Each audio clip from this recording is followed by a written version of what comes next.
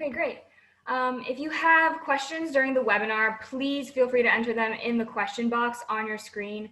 We will get to as many questions as we can at the conclusion of the program. And before we begin, please know that all of us at NYU hope you and your families are safe and well.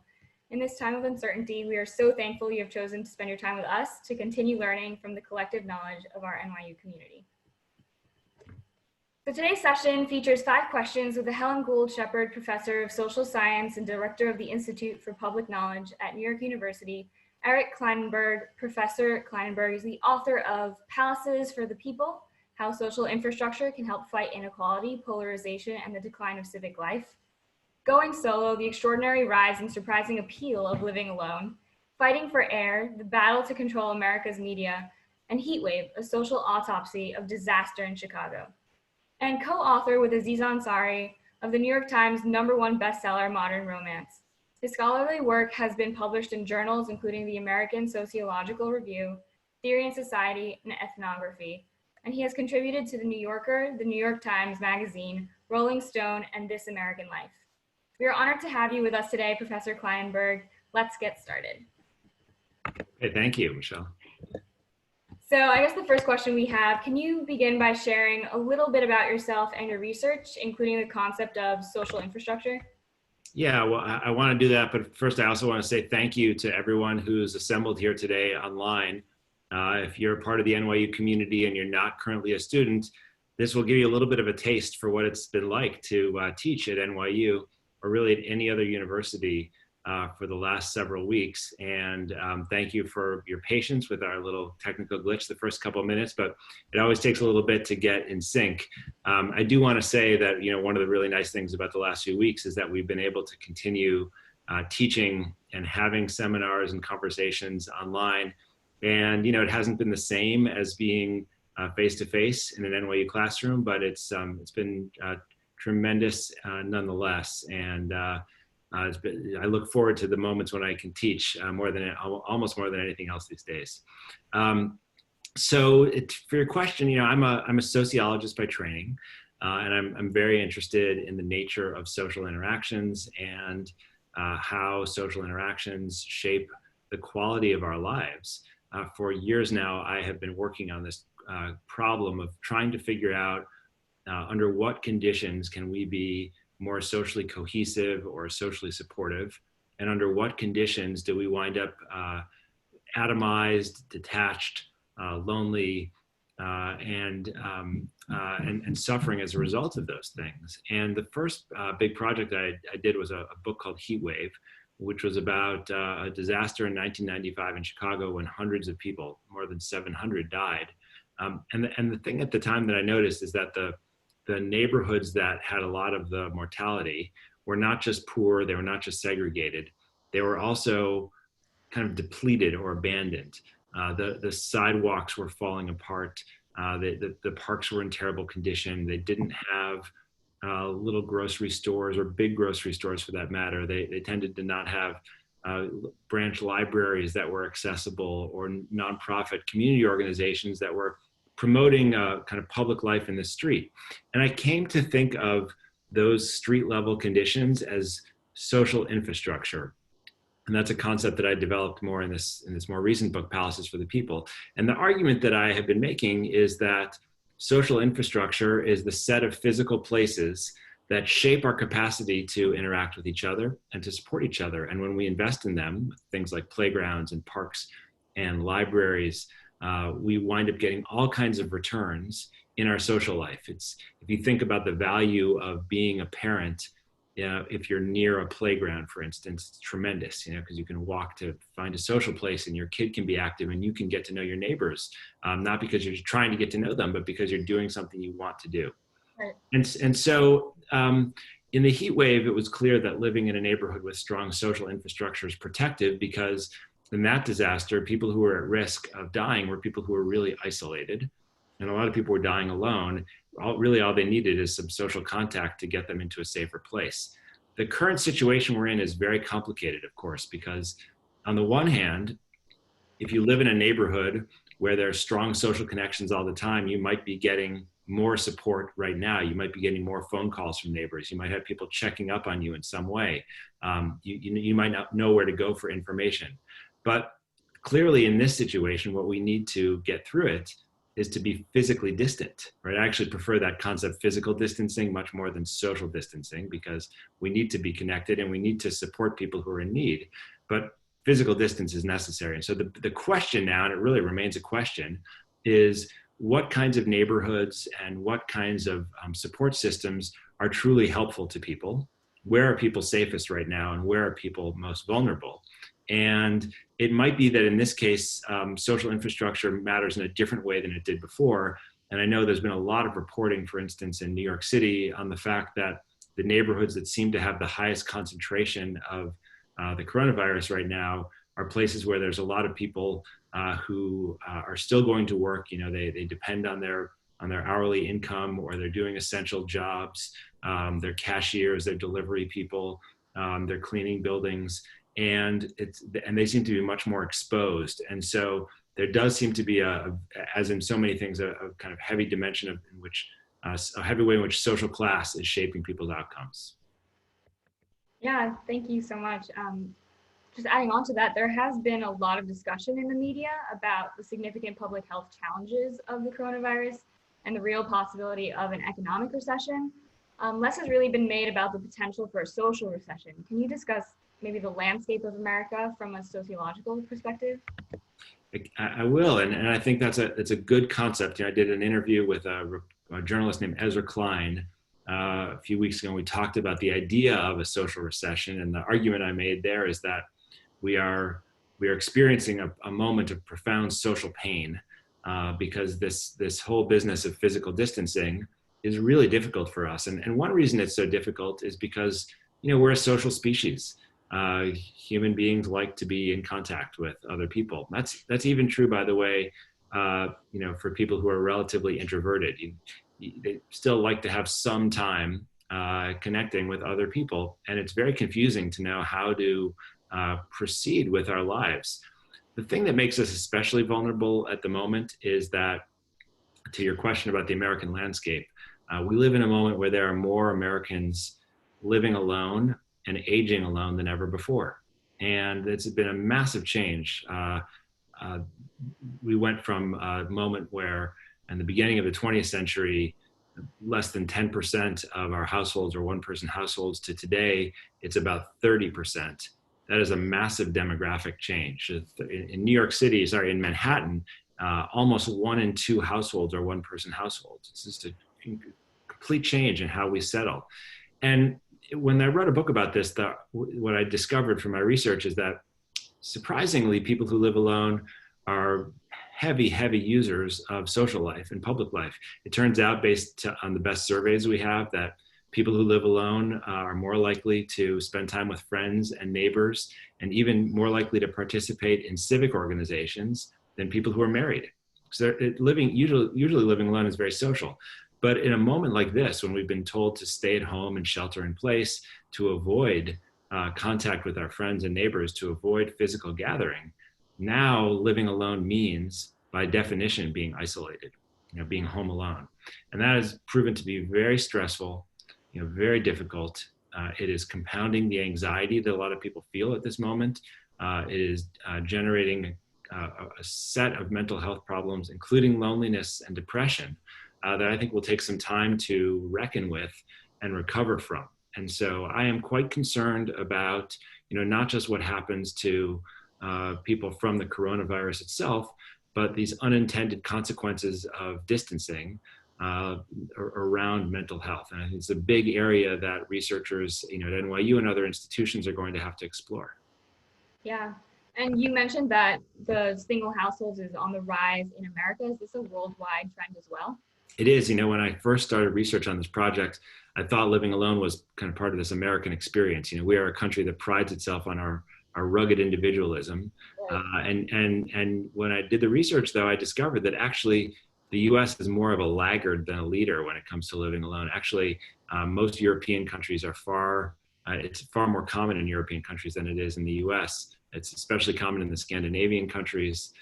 places that have, very generous social welfare programs that allow people to live the way that feels best to them, no matter what that is. And we should know that a lot of the people who are living alone are older people who are living alone. And so that's a part of the situation we have now with the coronavirus, is a lot of older people alone. In the past, older people, if they lost a spouse, if they got divorced, if their spouse died, they tended to move back in with family. Today, most older people don't want that, and the younger relatives probably don't want that either. And so it's not as if they're being purposely excluded. It's that there's been a cultural shift, and we just live and settle differently than we used to. And again, I think that always creates problems and opportunities, but right now we can really fix in on the problems, because we have so many people who are older and on their own and struggling to deal with this new situation. Yeah. You've been cited recently in publications such as the New York Times, Vox, the New Yorker, and Politico on challenges of the coronavirus. How do we address a pandemic that demands collective sacrifice in a country built on individualism?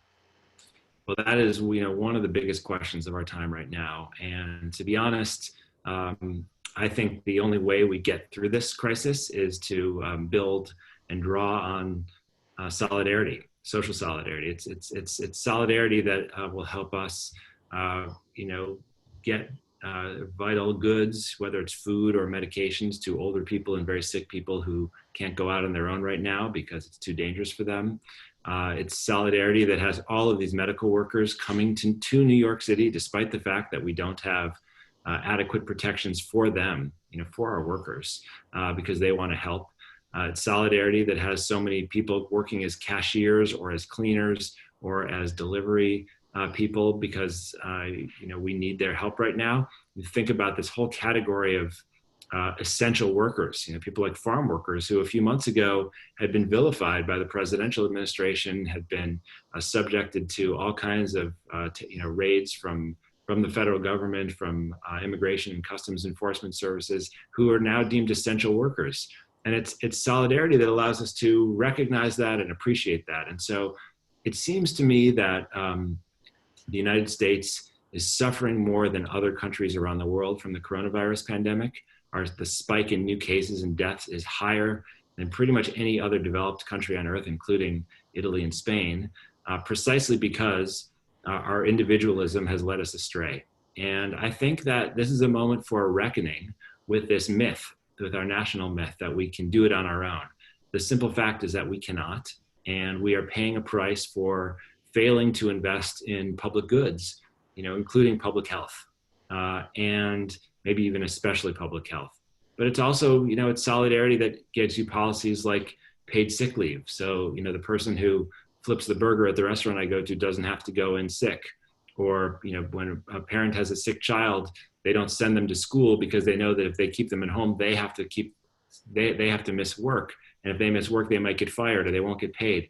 Those kinds of policies, which have governed this country for too long now, I think are probably due for a change. In fact, what I expect to see once we get to the other side of this pandemic is a period of what will probably be the most profound social and political change of our lifetime. And the question is what direction it's going to go in. Yeah. So I think something that you've mentioned and we've all been hearing a lot recently is the concept of social distancing, and it's really become part of our daily lives. Can you just speak to the difference between social distancing and social solidarity and what that looks like? Well, social distancing, which was the first big concept that we got from the World Health Organization and that came through the United States government as well, tells us that the way to get through this is to, hunker down at home and turn our backs on everyone else. It says, cut off your social life. And it strikes me that sends the wrong message for a time like this, because the truth is that we need physical distancing. It's not my social tie to my friends and my family and my neighbors that's going to jeopardize them and me. It's my physical proximity to them if I'm sick or if they're sick.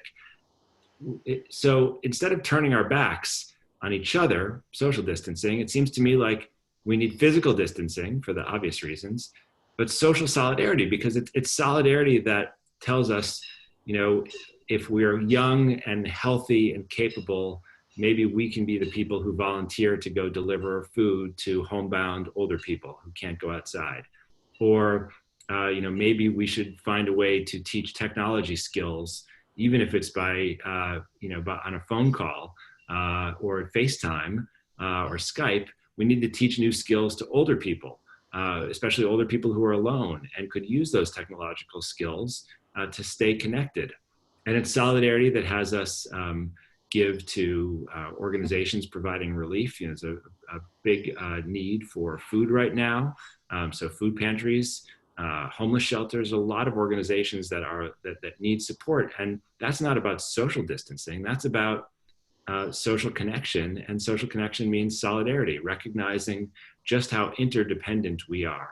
And that's true at a personal level. There are all these things that we should be thinking about in terms of, how we can be looking out for people in our neighborhoods, in our social networks, in our families. But it's also true politically. And I want to reiterate that we have already started in the United States, and countries around the world are starting this as well, to make massive investments in public programs to deal with the situation. It's not just the health crisis, it's the economic crisis. Millions and then soon it will be tens of millions of Americans are losing their jobs over this. We have a lot of businesses that are in trouble.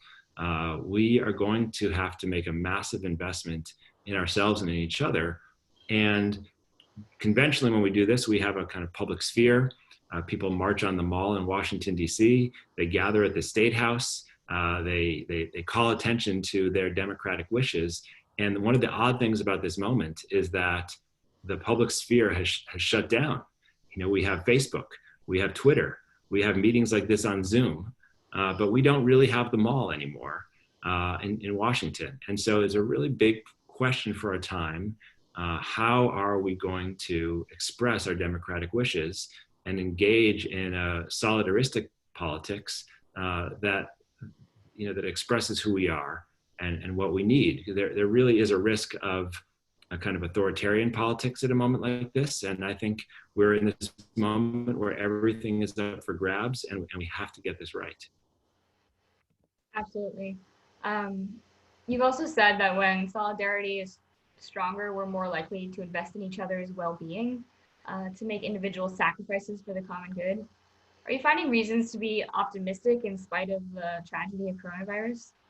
I am. I'm seeing amazing things, and I imagine that you must be as well, Michelle, and everyone on this call. This is a moment when people are doing wonderful things to stay connected and supportive to people in their worlds. And if you're on the call right now, I would encourage you to think about ways in which you could help. Not everyone's in a position to do that, but if you have some time on your hands, and there's a lot of us who are sitting at home with more time on our hands than we ever imagined. And if you have some money, some resources, or just a way to connect, this is a moment for reaching out, not just to neighbors, not just to friends and family members, but think about organizations where you live that have capacity to help people. Is there a food pantry that's serving meals? Is there a homeless shelter that's trying to take care of people who are otherwise out on the streets?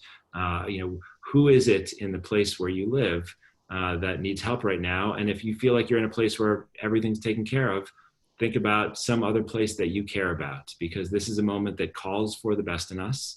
And I do see people everywhere trying to do their best. So it's just a question of saying now. Great. So we've had a lot of great questions come in, and we do want to get around to a couple for the end. So we have a question from Linda. How does a strong spiritual practice help at this time? Well, everyone feels motivation from something. And if the motivation for you is spiritual, if there's some kind of higher power that makes you feel more compelled to do the right thing, to reach out each other, I think that's lovely and wonderful. It need not come from a spiritual practice. It could come from a principled set of political ideas. It could come from your conviction that the social science says the best thing to do, is to volunteer or to shelter at home. But like I said, we all have sources of inspiration, and I think for a lot of people who are spiritual, this is a great moment to kind of take some time to check in with your kind of core values and feelings, and to find some inner peace. I know that one of the kind of quiet joys of my life the last few weeks has been that I have a lot of time with my children that I wouldn't otherwise have, and there's a kind of higher purpose, that we've been able to seek out together. It's different from the way we live our ordinary life, but it's been very special. Great. We also have a question from Alan. So after the 9/11 tragedy, life in the US and much of the world changed with permanent new and stringent security, such as in airports. Should we look at this COVID tragedy similarly? What are some of the possible permanent changes to our society? I think that's a great and important question. We spent trillions of dollars after 9/11. We started a war that goes on to this day, and really transformed our country, our urban planning, our security systems. And wouldn't it be extraordinary to see us take this kind of threat, a public health threat, seriously as well? I mean, there are all kinds of things that we could do to invest in a better public health system. I think there are ways that we could invest in other policies that keep us safer and protected from diseases all the time. By the way, the United States has a long way to go on many of these measures. And there are many people who say the US has the best healthcare system in the world. But I think this experience that we're having collectively now tells us maybe that's not quite right. A lot of people in the United States have seen their life expectancy diminish recently. So I'd like us to begin talking about what it would mean to truly invest in each other, and to do for our health security what we did with Homeland Security. And that could be investing in a whole variety of public health measures, including universal access to care and better protections for our health workers, but also things like labor rules that allow people who are sick to take leave and not fear losing their jobs. Thank you. And our last question from Anna. One of her favorite books of 2019 was Palaces for the People. Oh. And she was wondering how she and other alumni can keep up with your work. Do you have a podcast or social media handles that they can follow? No, well, that's very kind of you to say and to ask. I tend to tweet a lot. I'm at Eric Klinenberg on Twitter, just my name. And I also run an institute at NYU called the Institute for Public Knowledge, IPK. We have a big profile online, and we do enormous amounts of events. In ordinary times, we do the events in person. We're already doing events online during this situation. You can sign up for our mail list, and the events that we do are meant not just for current NYU students and faculty, but for everyone in our community, including people who have no affiliation with NYU at all. So by all means, people in our alumni network are actively encouraged to come and participate, and we'd love to see you there. So Michelle, thank you so much for asking these great questions. How are you doing during this time? I'm doing well. We're trying to juggle everything from online classes to really doing our part to ensure that we're doing the best we can to stop the spread of this and really flatten the curve, as everyone has been saying. But also staying connected to people is something that is definitely a top priority. And thankfully, things like Zoom and different initiatives that NYU has put together have made this possible. Great. Well, thank you, and thank you to everyone who took some of your time to be here with us. It's nice to be part of this NYU family at the moment. Absolutely, and thank you, Professor. Very much appreciate having you on this conversation. Okay. Take care. Bye, everyone.